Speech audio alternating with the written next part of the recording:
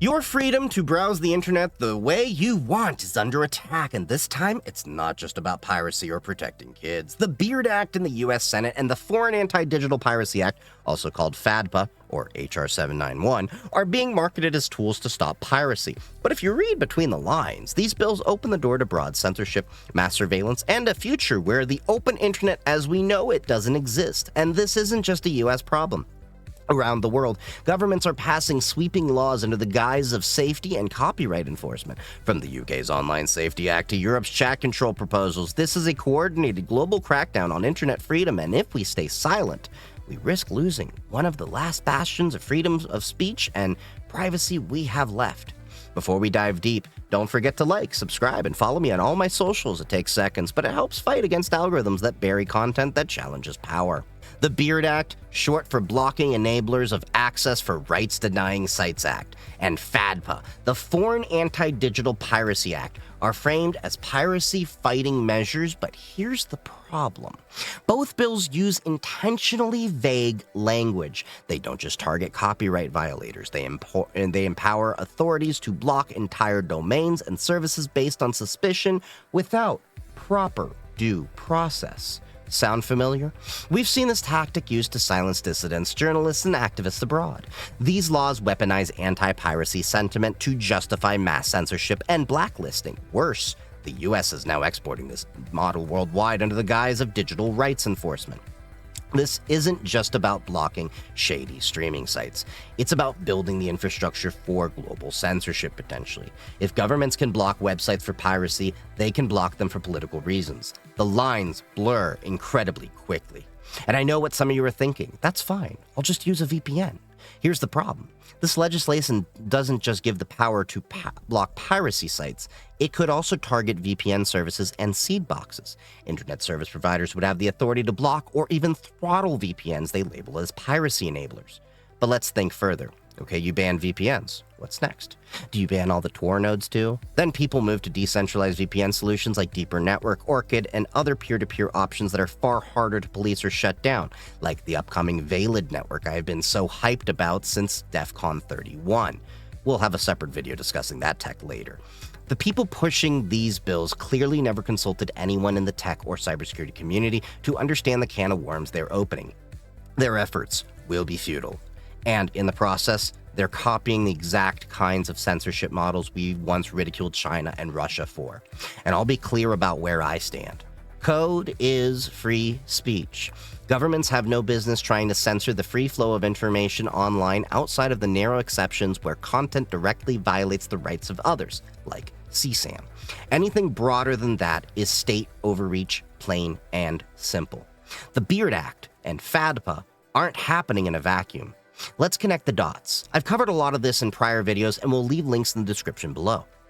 KOSA, Kids Online Safety Act, pitched as a way to protect kids but grants sweeping powers to censor content deemed harmful.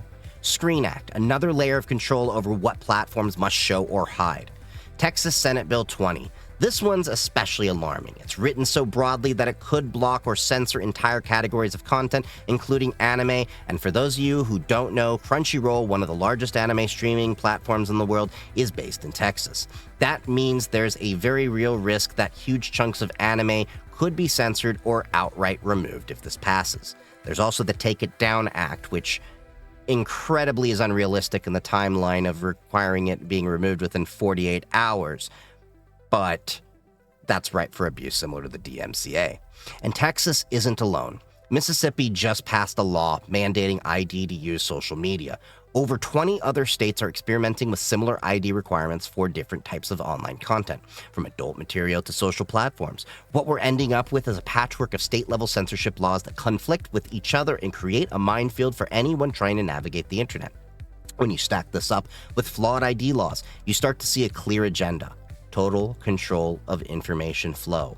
The reality is these politicians have no idea what they're doing. They don't understand technology, they don't consult with cybersecurity experts, and they're opening a can of worms that makes the internet less safe, not more. Especially if we have to use our IDs, which then makes it ripe to be stolen for further identity theft, similar to what we saw in the T app, which I've talked about that as well. The US isn't alone here, though. UKOSA, the UK Online Safety Act, already forcing platforms to scan encrypted messages and verify users' identities. Chat control in the EU, a proposal to scan all private messages for harmful content. Other global crackdowns, countries using anti-piracy or safety laws to silence opposition and stifle free expression. When you zoom out, this looks less like child protection or copyright enforcement and more like a coordinated move to restrict privacy and anonymity worldwide. Let's be blunt. These laws aren't making kids safer. Platforms like Roblox and Discord, where actual grooming has happened, remains poorly moderated. Schools and parents are still under-equipped to teach digital safety. We've discussed this in prior videos, and I will leave a card above and in the description to dive into Roblox's issues if I can.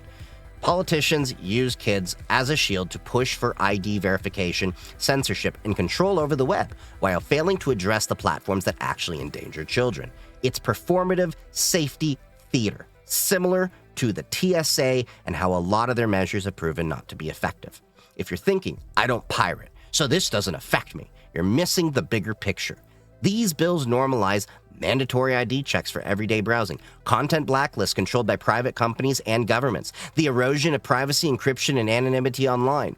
Once these laws pass, they're rarely rolled back. The infrastructure for control is damn near permanent. We can't afford to be apathetic. These bills rely on public ignorance to pass quietly. You need to call your state and federal representatives, write your senators, let them know you oppose BEARD, FADPA, KOSA, Screen, and similar global censorship efforts, especially if you're in the EU with your MEPs and the UK with your MPs. This isn't just about piracy. It's about your ability to use privacy tools like VPNs, Tor, seedboxes, and decentralized VPNs like Deeper Networking or Orchid without fear of them being blocked or banned. If these bills pass, ISPs could have legal cover to restrict VPN providers they accuse of enabling piracy, and that has chilling implications for journalists, activists, and everyday users alike. This is about preserving a free and open internet, one where privacy, security, and freedom of speech still exist. So take a minute after this video to hit the links in the description to call your representatives, sign petitions, and stay engaged. And don't forget to follow me on all my socials, YouTube, Blue Sky, Mastodon, TikTok, Twitch, Kick, Discord, because this fight is only getting started. If you found this helpful, hit like, subscribe, and share this video. The more people know about these bills, the harder they are to pass quietly. Thanks for watching, stay informed, and as always, happy hacking.